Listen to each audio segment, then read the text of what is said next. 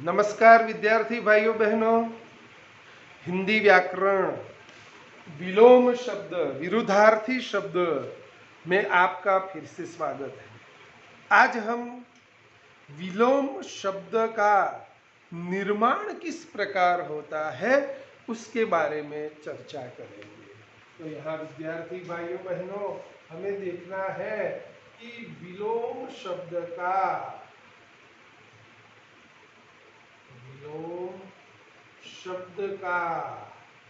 निर्माण विलोम शब्द का निर्माण अर्थात विलोम शब्द या विरुद्धार्थी शब्द किस प्रकार बनते हैं। ज्यादातर विरुद्धार्थी शब्द या विलोम शब्द विद्यार्थी भाइयों बहनों उपसर्ग को आगे लगाकर बनते हैं। अर्थात एक बात ध्यान में रखें कि उपसर्ग को आगे लगाकर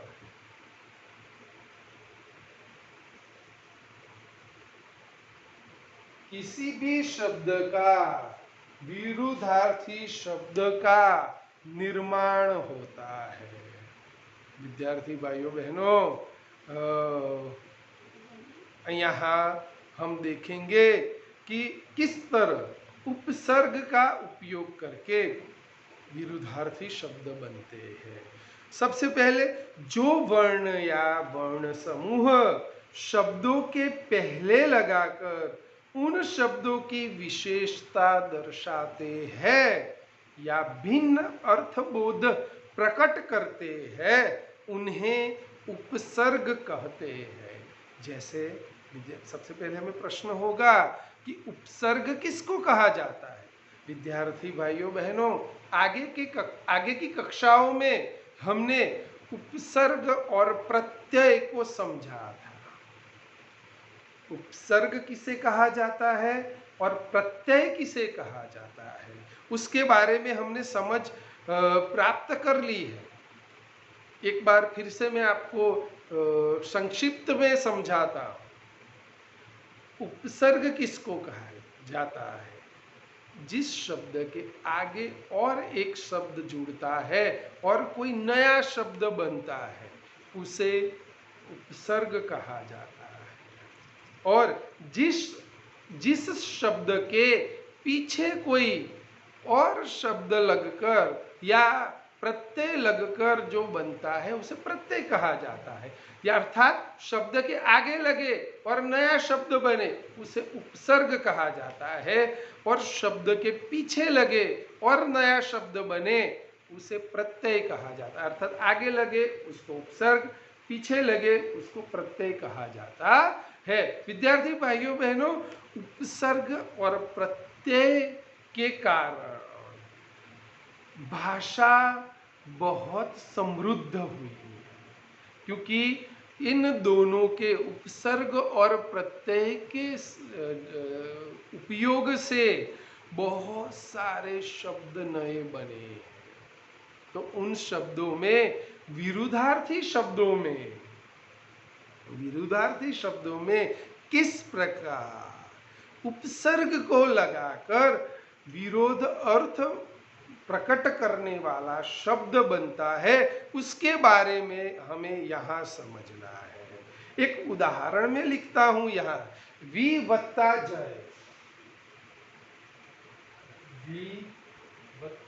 जय दोनों मिलकर बनता है विजय। तो उपसर्ग क्या होता है उसकी समझ सबसे पहले हमें यहाँ प्राप्त करनी है कि विजय शब्द विशेष प्रकार की जय का भाव प्रकट करता है, परंतु परावत्ता जय, यहाँ दूसरा शब्द मैं लिखता हूं परावत्ता जय, यहाँ आगे और एक उपसर्ग लगा, यहाँ जय के आगे भी उपसर्ग लगा, दूसरे शब्द में जय के आगे परा शब्द लगा। तो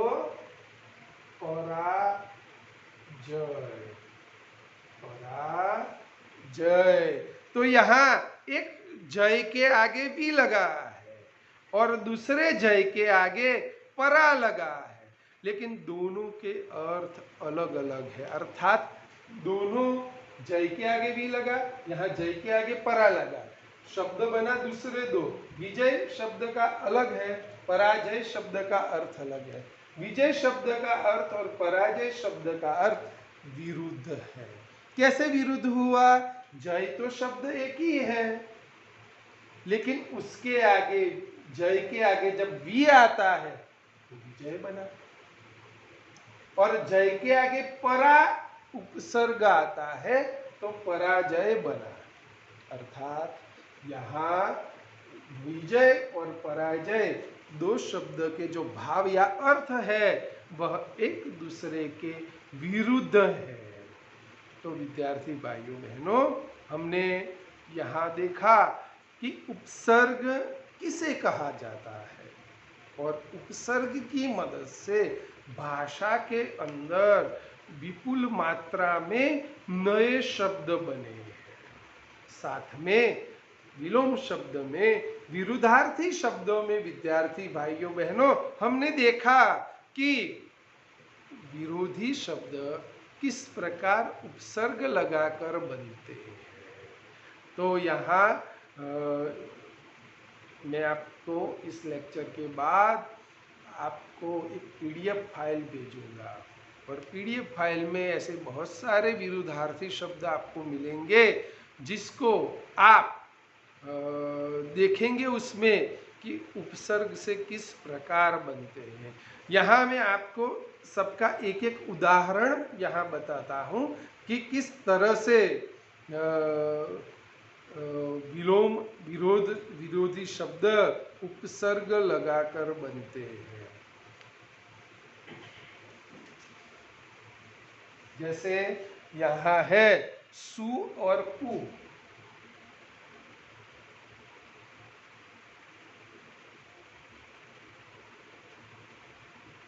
सु और कु, तो यहाँ मूल शब्द है कर्म।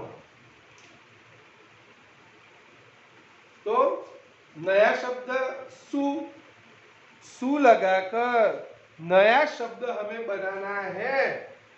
कर्म को गर्म के साथ जोड़ना है, सु को, सुकर्म। और कु के साथ अगर कर्म को जोड़ते हैं तो यहां शब्द बनता है कुकर्म। सुकर्म का विरोधार्थी शब्द है कुकर्म। सुकर्म अर्थात अच्छे कार्य करना, कुकर्म अर्थात बुरे कार्य हो।